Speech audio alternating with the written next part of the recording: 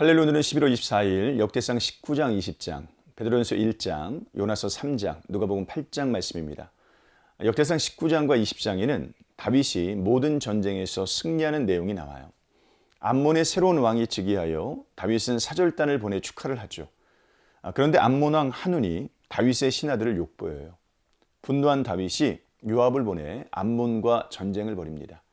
암몬 편을 든 나라까지도 모두 패배할 정도로 이 전쟁은 다윗군의 일방적인 승리로 끝나죠. 이후 블레셋과의 싸움에서도 승리합니다. 본문의 목적은 분명해요.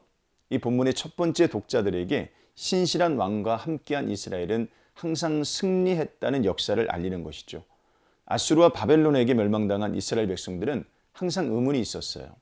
혹시 하나님의 손이 짧아서 우리가 망한 것은 아닌지에 관한 의문이죠. 그러나 본문은 분명히 말합니다.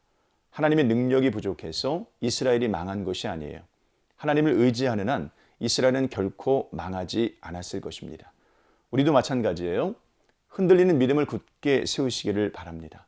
하나님의 능력과 풍요와 사랑은 흔들림이 없어요.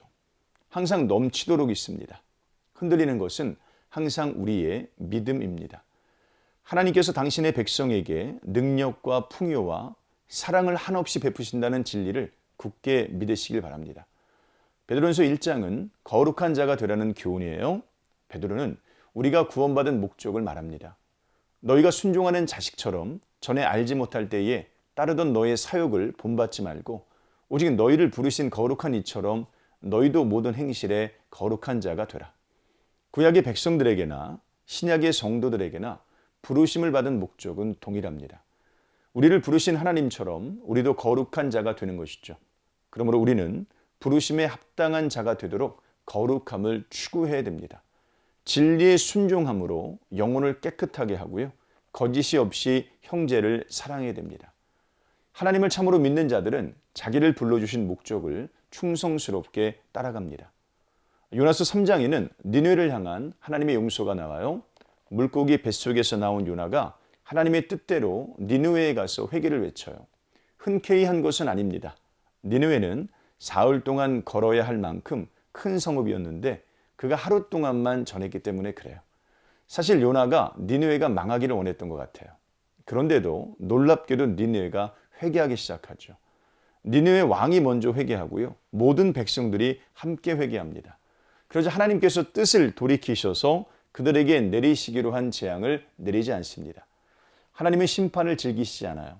하나님은 모든 사람들이 하나님을 믿길 원하세요. 그래서 늘 회개를 말씀하십니다. 회개하는 자는 용서를 얻습니다. 하나님 앞에 겸손히 나아가 우리의 죄를 자복하십시오.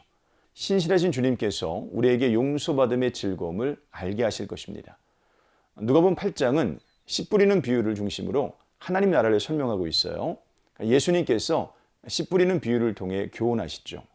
이 비유의 교훈은 하나님의 말씀에 옳게 반응해야 한다는 거예요. 듣지 않거나 잠깐 듣고 끝내는 것이 아니라 듣고 간직하여 열매를 맺어야 됩니다. 믿음 있는 사람은 하나님의 말씀에 항상 반응합니다. 야이로의 딸이 죽었을 때 예수님께서 이렇게 말씀하세요. 두려워하지 말고 믿기만 하라. 그리하면 딸이 구원을 얻으리라. 어떻게 하면 하나님의 말씀에 옳게 반응할지를 생각해 보십시오. 믿음 안에서 순종과 회개를 어떻게 해야 되는지를 고민해 보십시오. 의의 열매를 맺기 위해 노력해 보십시오. 하나님께서 기뻐하실 것입니다. 오늘 하루도 이런 삶 사시기를 주님의 이름으로 축복합니다. 고맙습니다.